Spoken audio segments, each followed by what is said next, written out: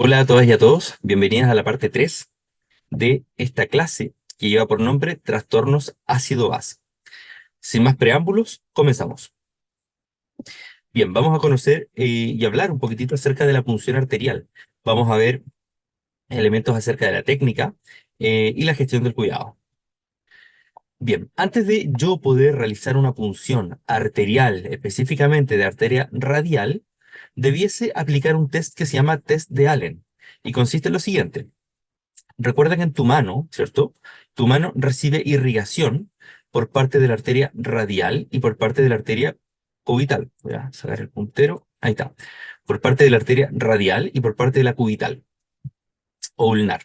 Por lo tanto, como ambas arterias irrigan tu mano, antes de funcionar una de las dos arterias, por ejemplo, antes de funcionar la radial, tengo que asegurarme de que la arteria contralateral, en este caso la cubital, posea el flujo suficiente como para poder satisfacer las demandas de flujo, ¿cierto? De perfusión de la mano completa. ¿Y cómo puedo yo averiguar eso? Si la arteria contralateral es suficiente para cumplir con ese rol, bueno, tenemos el test de Allen. Y el test de Allen consiste en lo siguiente. Yo voy a presionar con ambas manos ambas arterias al mismo tiempo, de manera tal que voy a cortar el flujo de manera transitoria en toda la mano. A medida que pasa el tiempo, a medida que pasan los segundos, 5 o 10 segundos, me voy a dar cuenta que la palma de la mano, o la mano completa prácticamente, se torna pálida, es decir, está perdiendo irrigación. En ese intertanto, en que yo mantengo con ambos dedos presionadas ambas arterias, le voy a pedir al paciente que abra y cierre el puño repetidas veces hasta que contemos hasta 10 o 15. Normalmente, contando hasta 10 basta y sobra. Pero si no resulta, lo podemos hacer contando hasta 15 y con 15 ya el test es más fiable en algunos casos. Bien, una vez que hacemos esto, dejamos presionada la arteria radial y liberamos violentamente la cubital.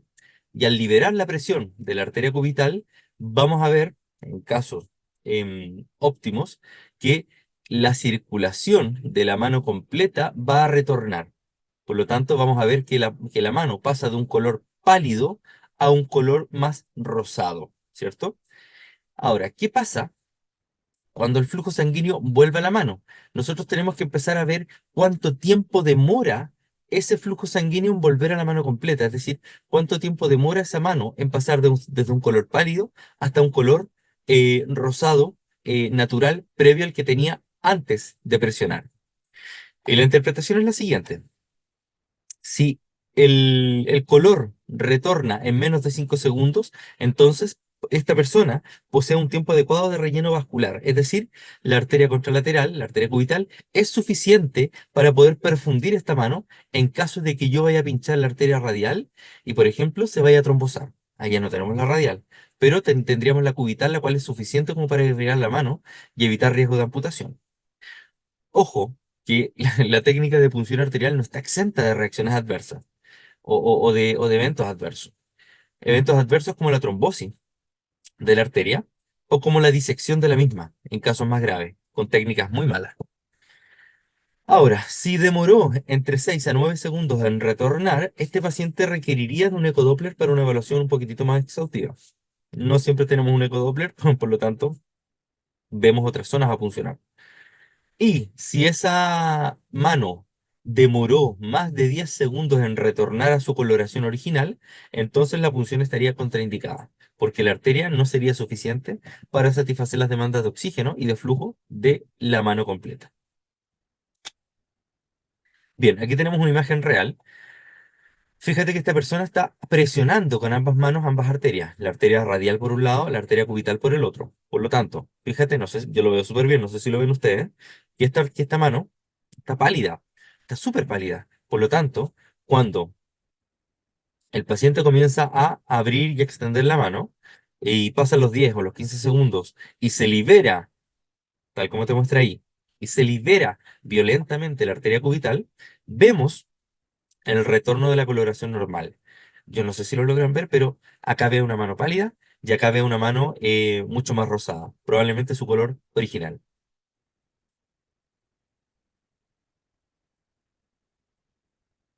Bien, punción arterial, en cuanto a la punción arterial, bien digo, tenemos distintas zonas para poder nosotros ejecutar la técnica.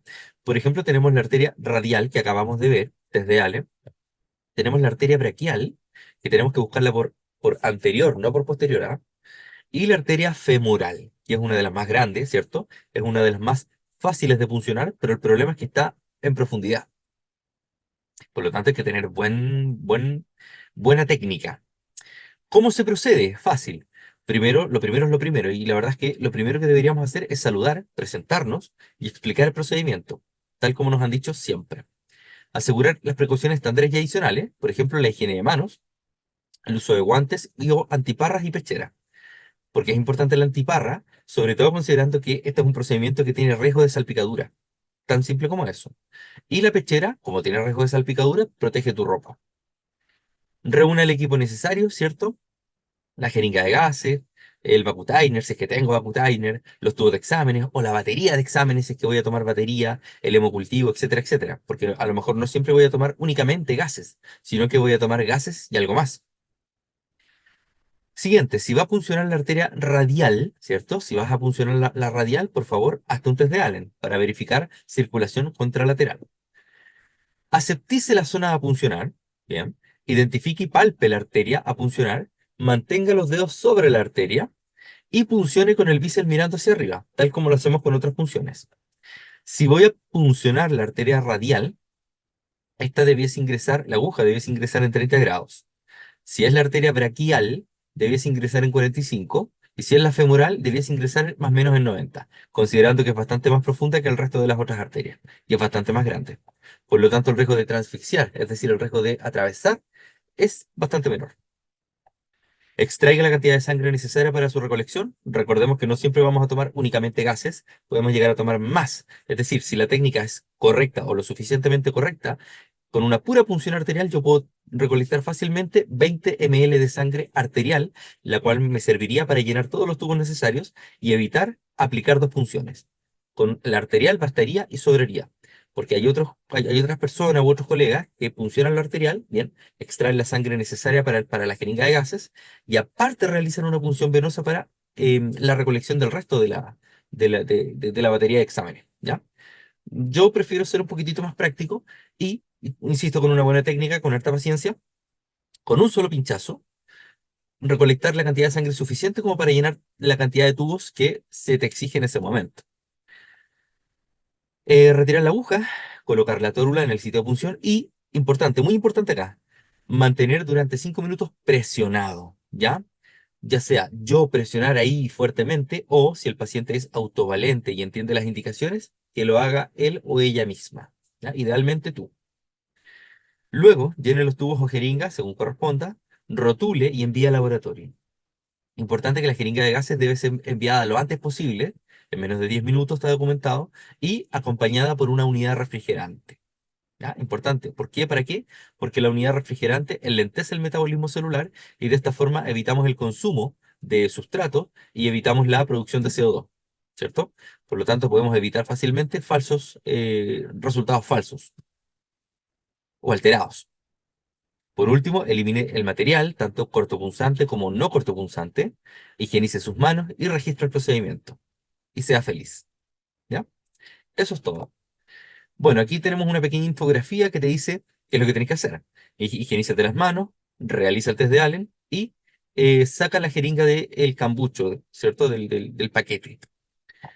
Coloca la mano si vas a puncionar radial. Coloca la mano en extensión, es lo más recomendado. Aquí puedes colocar un rollito, ¿cierto? O un suero, un matraz de 1000 o de 500, de manera tal que el paciente haga este movimiento de extensión de la mano, porque con la extensión se expone la arteria. La vas a sentir mejor. Bueno, en este caso este es un dispositivo que tiene un seguro, retira el seguro, funciona según el ángulo determinado, en este caso debiese ser unos 30 grados aprox, retira la aguja y una vez que llenes la jeringa de gases, esa jeringa de gases tiene que tener una tapa, tiene que ir tapada, no conectada con el ambiente, con el aire ambiente, por favor.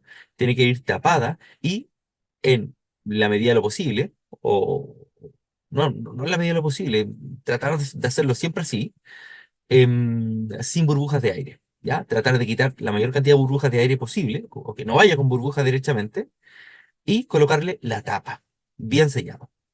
Por último, identificar la muestra y enviarla al laboratorio. Ahora, ¿qué pasa si yo quiero tomar una toma de gases arteriales y el paciente tiene instalada una línea arterial? Bueno, es más fácil todavía, porque el paciente ya tiene un catéter conectado a la arteria radial, por ejemplo, en este caso radial. ¿Dónde nosotros tenemos que atacar? Es en este puerto, que es en la primera llave de 3 pasos. Tenemos la primera llave y tenemos la segunda llave. Nosotros nos vamos a la primera. Perfecto. Abrimos el puerto hacia el paciente y retiramos con una primera jeringa unos 5 a 7 ml de sangre. Estos 5 a 7 ml de sangre que en esa primera jeringa se elimina. Luego colocamos una jeringa vacía y comenzamos a extraer sangre. ¿Cuánto? La cantidad de sangre necesaria para la cantidad de tubos que tu paciente requiera. Tan simple como eso. Una vez que retiramos esa jeringa y llenamos los tubos, rotulamos y enviamos al laboratorio, eso ya lo sabemos. Pero este recorrido te va a quedar con sangre. Y para que no te quede con sangre y no se te vaya a coagular, ya sea el recorrido o el lumen del catéter o la arteria, debemos flashear con suero fisiológico, ya sea utilizando el sistema de flasheo que tenemos acá arriba o manualmente con una jeringa de 5 a 10 ml sin problema, ¿ya? Hay una técnica que se llama la técnica de push stop, donde tú ingresas, o sea, cuando conectas la jeringa, ingresas un volumen de 2 ml y paras. Ingresas y paras, ingresas y paras, ingresas y paras. La gracia de esa técnica del push stop es que con la jeringa tú vas a generar un flujo turbulento. Y con ese flujo turbulento tú vas a limpiar las paredes de de ese lumen, ya sea de la conexión que te estoy mostrando aquí con el cursor, del catéter, del teflón o de la arteria misma. ¿Ya? Aquí tenemos imagen real de sangre arterial, ¿cierto? Estas primeras tres, y sangre venosa, estas dos últimas. Bueno, a veces uno cuando va a funcionar, cuando va a realizar este procedimiento de punción arterial, a veces cree que llegó a la arteria y nunca llegaste a la arteria, llegaste a la vena. Una forma de saberlo es ver si, primero, la sangre que tomaste tiene pulso, ¿cierto? El pinchazo te muestra algún tipo de pulso. Si tiene pulso, estamos en arteria. Si no lo tiene, no estamos. Y la coloración. Si es un color rojo vivo, es arteria. Si es un color más bien color vino, es vena y no nos sirve. Recordar siempre enviar la muestra con una unidad refrigerante, es decir, con una bolsa de hielo o estas bolsas que se colocan muchas veces en los lugares de dolor, ¿ya? Que están en los hospitales, están en las clínicas, tenemos que usarlas. ¿Para qué sirve esto? Repito, para enlentecer el metabolismo y evitar el consumo de los sustratos de la muestra que acabo de tomar, es decir, evitar la alteración de la muestra. Bien, rápidamente vamos a ver y analizar unos casos clínicos. Lo ideal es que yo voy a dar los casos clínicos, los voy a leer y voy a dar la respuesta, pero para que sea más provechoso, antes de yo dar la respuesta, ustedes pueden colocarle pausa al video, ¿ya? Y empezar a responder junto conmigo. Vámonos al caso uno. El caso uno dice que tenemos a un paciente masculino de 57 años que llega al servicio de urgencia por compromiso del estado general. Dolor abdominal, respiración profunda y rápida. Al examen físico se logra percibir aliento cetónico a distancia, ¿cierto? Que es este aliento que muchas veces algunas personas dicen como frutal. Y la verdad es que no tiene nada de frutal, porque la fruta es agradable. Este es un olor bastante fuerte, bastante desagradable, y corresponde a un olor, más bien dicho, a fruta fermentada o descompuesta, ¿ya? Como chicha, o u olor a acetona, ¿cierto? Por lo tanto, bueno, aquí ya tenemos un cuadro clínico que está, creo, bastante claro. Independientemente del cuadro clínico, se lo toman AGA. ¿Qué es el AGA? Análisis de gases arteriales, arrojando los siguientes resultados. pH en 7,10, PCO2 en 20, bicarbonato en 5, PO2 en 95. Perfecto, ¿qué es lo que realmente nos interesa? Son los primeros tres. Con eso ya podemos diagnosticar. Si tenemos un pH en 7,1, quiere decir que estamos en acidosis. Perfecto, acidosis respiratoria o metabólica. Veamos. Tenemos una PCO2 baja. Una PCO2 baja, es decir, una hipocapnia, ¿me justificaría una acidosis? No, ¿cierto? Una hipocapnia me justificaría una alcalosis, por lo tanto, no es la causa primaria este descenso del CO2. Veamos al siguiente. Tenemos un bicarbonato bajo. Tenemos el agente buffer, tamponante bajo. Un agente buffer, tamponante bajo, ¿me justificaría una acidosis? Sí. Por lo tanto, la causa primaria, el gatillante primario, es el bicarbonato. Y si tenemos acidosis, cuyo gatillante primario, perdón, es el bicarbonato, entonces es metabólica. Estamos ante una acidosis de tipo metabólica. Ahora, estos casos clínicos los podemos sacar solamente analizando los gases, pero también podemos correlacionarlos con la clínica. Y fíjate que tenemos un paciente con dolor abdominal, respiración profunda y rápida, probablemente sea una respiración de Kussmaul, y se logra percibir aliento cetónico, por lo tanto sea una cetoacidosis diabética. Y si es una cetoacidosis diabética, es metabólico. Ya lo sacaste. Lo sacaste ya sea con la clínica y o con los gases. Lo importante es que siempre vayas correlacionando ambos. Si uno no te da pista, ándate al otro. Bien, importante considerar que en cuanto al el equilibrio del pH y la concentración de protones, si aumenta la concentración de protón, es decir, el pH es menor a 7,35, estamos en acidosis. Ahora, si la causa primaria es el bicarbonato, es metabólico. Si la causa primaria de esta acidosis es el aumento del CO2, es respiratorio. Si tenemos una disminución de la cantidad de protones, de la concentración de protones, mayor a 7,45, con un pH mayor a 7,45, entonces estamos en alcalosis. Si la causa de la alcalosis es un aumento del bicarbonato, es metabólico. Si la causa de esta alcalosis es la disminución de la PCO2, es respiratorio. Ahora, tenemos trastornos mixtos, ¿ah? Que no nos vamos a meter mucho en ese cuento, porque es complejo de verificarlo. Muchas veces los trastornos mixtos los podemos ver porque tenemos trastornos del PCO2 y el bicarbonato, pero con pHs normales, dentro del rango, a pesar de que el CO2 y el bicarbonato estén alterados. Mixto, ¿ya? Bien. Tenemos un masculino de 57 años, que es el mismo del ejercicio anterior, de la cetoacidosis, el cual es intubado y trasladado a la UCI para un soporte ventilatorio. Después de 48 horas en la UCI se toma un recontrol de gases, mostrando una alcalosis en 752, una hipocapnia y una hipobicarbonatemia. Perfecto. ¿Esta alcalosis será respiratoria o metabólica? Veamos, po. ¿Esta alcalosis será justificada por una hipocapnia? La respuesta es sí. Un PCO2 bajo aumenta el pH, por lo tanto, alcalosis. Bien, como ya está justificada, entonces es una alcalosis de tipo respiratoria. Pero corroboremos, vámonos al bicarbonato. ¿Un bicarbonato bajo justifica una alcalosis? No, por lo tanto, se sigue confirmando que es el PCO2, esta hipocapnia, el gatillante, la causa primaria. ¿Ya? Importante considerar aquello.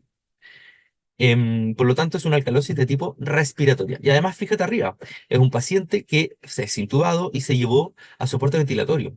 Probablemente a este paciente le configuraron el ventilador mecánico de mala manera o a lo mejor con requerimientos ventilatorios que el paciente necesitaba y el ventilador no supo suplir. ¿En qué caso podemos tener esto? En pacientes, en casos, perdón, en que el paciente barre mucho CO2. A lo mejor configuraron el ventilador con una frecuencia respiratoria muy alta, ¿ya? O con volúmenes corrientes muy bajos, ¿ya? En esos casos pueden haber alteraciones de la PCO2 y esa PCO2 va a repercutir en el pH. Por lo tanto, se trata de una alcalosis respiratoria. Se confirma. Vámonos al caso 3. Masculino de 30 años es llevado al servicio de urgencia con compromiso de conciencia, respondiendo solo a estímulos dolorosos. Su frecuencia respiratoria es lenta y superficial. Familiar refiere haber encontrado varias tabletas de tranquilizantes vacías junto a él. Podemos suponer que hubo un intento autolítico. Al análisis de gases vemos que el paciente está acidótico, hipercápnico y normo, con rangos normales de bicarbonatemia, ¿ya? Por lo tanto, si tenemos una acidosis, ¿será respiratoria o metabólica? Veamos, po. ¿Esta acidosis es justificada por una hipercapnia? Y la verdad es que sí, sí. Una hipercapnia baja el pH, acidosis respiratoria. Pero veamos el bicarbonato. El bicarbonato está dentro del rango, por lo tanto no justifica ni lo uno ni lo otro. Se sigue confirmando que es respiratorio. Por lo tanto, acidosis de tipo respiratoria. Vámonos a la clínica. Paciente que ingresa al servicio de urgencia, que no responde a estímulo y tiene una frecuencia respiratoria lenta. Es decir, si tiene una frecuencia respiratoria lenta, quiere decir que está hipoventilando. Y el paciente que hipoventila barre menos CO2. Si no barre CO2, entonces se acumula.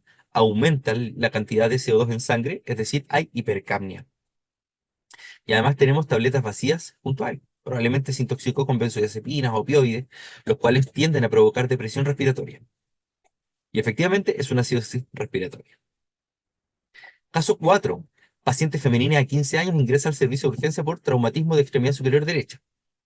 Durante el turno se le administra una sustancia, una medicación endovenosa no especificada, y luego de esto comienza con compromiso de conciencia. No sabemos qué es. Al análisis de gases tenemos pH en 7,55, PCO2 en 55, bicarbonato en 35. Listo. Preguntémonos. Tenemos una alcalosis. ¿Esta alcalosis es justificada por una hipercapnia? No. ¿Por qué? Porque una hipercapnia provoca acidosis. Vámonos al bicarbonato. Tenemos aumento del bicarbonato, tenemos hiperbicarbonatemia, por lo tanto, esta bicarbonatemia aumentada justificará una alcalosis, y la verdad es que sí. Por lo tanto, es una alcalosis de tipo metabólica. ¿Ya? Correcto. Por lo tanto, estamos hablando de un paciente que se le administró una sustancia, probablemente, no sé, hubo un error de medicación, y en vez de administrar un analgésico, se administró bicarbonato endovenoso. Perfecto. Entonces van a aumentar los niveles de bicarbonato, ¿cierto? Y vamos a tener alcalosis. Caso 5. Mujer de 45 años con antecedentes de úlcera péptica, ¿cierto? Úlcera gástrica o gastroduodenal. Se presenta al servicio de urgencias por vómitos de 6 días de evolución. Al examen físico con presión arterial de 160, turgencia disminuida y yugulares planas. Al análisis de gases se presenta alcalótica con hipercapnia y hiperbicarbonatemia. Veamos entonces. ¿Esta alcalosis es justificada por una hipercapnia? No, porque la hipercapnia provoca acidosis. ¿Esta alcalosis, entonces, será justificada por esta hiperbicarbonatemia? Sí, claro que sí. Por lo tanto, estaríamos ante una alcalosis de tipo metabólica, justificada, ¿cierto? Intentando compensar mediante la retención de CO2. Mujer de 45 años, ¿cierto? Que ingresa por vómitos de 6 días, fíjate, vómitos. Con vómitos, ¿qué perdemos nosotros? Ácido clorhídrico. Por lo tanto, el pH aumenta, alcalosis, ¿ya? Y además está muy deshidratada, peor todavía. Alcalosis metabólica. Caso 6. Hombre de 74 años con antecedentes de EPOC. Sufre episodios de disnea y expectoración de 2 días de evolución. Se toma un rayo de tórax que evidencia diagnóstico de neumonía. Probablemente neumonía adquirida en la comunidad. Al análisis de gases tenemos lo siguiente. Paciente con acidosis, hipercapnia e hiperbicarbonatemia. Analicemos. ¿Esta acidosis será justificada por esta hipercapnia? Sí, claro que sí, porque la hipercapnia provoca acidosis. Por lo tanto, sería a priori una acidosis respiratoria. Perfecto. ¿Y esta acidosis sería provocada por aumento de bases? No, po. Sería lo contrario, alcalosis. Por lo tanto, se confirma de que es una acidosis respiratoria, intentando compensar con este aumento de bicarbonato. Y además toma en consideración que el paciente es un adulto mayor, ¿cierto? Diagnóstico de POC de base, probablemente ya sea retenedor, y además está cursando con una neumonía, un EPOC exacerbado, ¿cierto? Probablemente. Y producto de esta neumonía, el paciente retiene más CO2 y baja su pH. Ya, respiratorio. Caso 7, paciente de 35 años con antecedentes de abortos a repetición, consulta por disnea de inicio brusco, asociado a dolor costal derecho. La paciente se aprecia afebril y taquicárdica. Al análisis de gases, alcalótica, hipocapnia y levemente con hipobicarbonatemia. Analicemos. ¿Esta alcalosis será justificada por una hipocapnia? Claro que sí, porque la hipocapnia genera alcalosis. Ahora, ¿será justificada por una baja cantidad de bicarbonato? No, está leve pero bajo. Por lo tanto, se confirma que es una alcalosis de tipo respiratoria. Y además que está taquicárdica febril, probablemente esté polipneica, esté barriendo este CO2 como loca. Bien, caso 8. Acá tenemos al típico paciente que llega a la urgencia, típico paciente que llega al reanimador y no sabemos nada de él, nada de ella. Al análisis de gases tenemos pH en 7,44, levemente elevado, ¿cierto? Pero está en rangos normales todavía. PCO2 de 32, bicarbonato en 20. Perfecto. Este pH levemente elevado, ¿estaría justificado por hipocapnia? La respuesta es sí, porque la hipocapnia provoca alcalosis. ¿Estaría justificado por un bicarbonato bajo? La verdad es que no, porque un bicarbonato bajo provoca acidosis. Por lo tanto, sería un diagnóstico de alcalosis respiratoria compensada. ¿Y por qué está compensada? Porque aún no se altera el nivel de pH. Ahí está. Caso 9. Paciente de 70 años con infección respiratoria. Al análisis de gases con pH aún dentro del rango, con PCO2 levemente alta, con bicarbonato levemente alto. Por lo tanto, un pH bajo, una posible acidosis, ¿estaría justificada por un PCO2 alto? Sí, claro que sí. ¿Estaría justificado por un bicarbonato alto? No. La verdad es que sería entonces una acidosis respiratoria compensada todavía, porque aún no se altera todo. El pH, a eso me refiero. Caso 10. Paciente con cuadro de 5 días de evolución con diarrea y tos. Al análisis de gases, levemente, ¿cierto? O cercano, más bien cercano a la acidosis, con una PCO2 en 31 y un bicarbonato en 18. Analicemos entonces. Una posible acidosis, ¿estaría justificada por un CO2 bajo? No, sería todo lo contrario. ¿Estaría justificada por un bicarbonato bajo? Sí.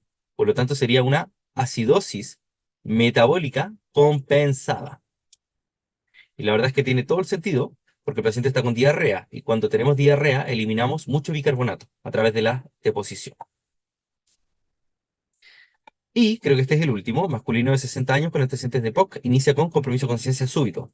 Al análisis de gases, tenemos un pH en 6,8, acidosis, tenemos una PC2 alta, hipercapnia, y tenemos un bicarbonato bajo, hipobicarbonatemia. Por lo tanto, tenemos un trastorno mixto. No tenemos una acidosis, ¿cierto? Justificada, ya sea por la parte respiratoria como por la parte metabólica. Acidosis respiratoria y metabólica al mismo tiempo es acidosis mixta. Y con esto podemos ver y calcular, ya que tenemos los electrolitos plasmáticos, el anion gap de este paciente. Veamos si resulta. Si vemos el anion gap, tenemos que el anion gap es el resultado entre el sodio menos el cloro más el bicarbonato.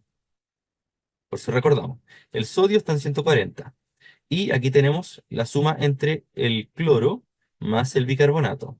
Perfecto, entonces tenemos 140 menos, ¿dónde tengo? 86 más 14, no soy muy rápido yo, 86 más 14, 100. Y eso me da 40. O sea, anion gap elevadísimo, ya que el valor normal de anion gap va de 8 a 12, aproximadamente. ¿Ya? Ojo, algunos otros autores cambian levemente este rango, pero más o menos eso.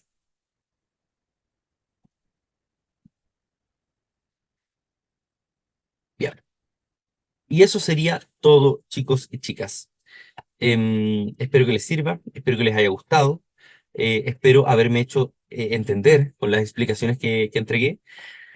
Y si el contenido les gusta, háganmelo saber para poder empezar a subir otras clases, como por ejemplo infarto del miocardio, ¿cierto? Accidente cerebrovascular, entre otros. Espero que les vaya muy bien en su evaluación. Les deseo el mejor de los éxitos y hasta siempre.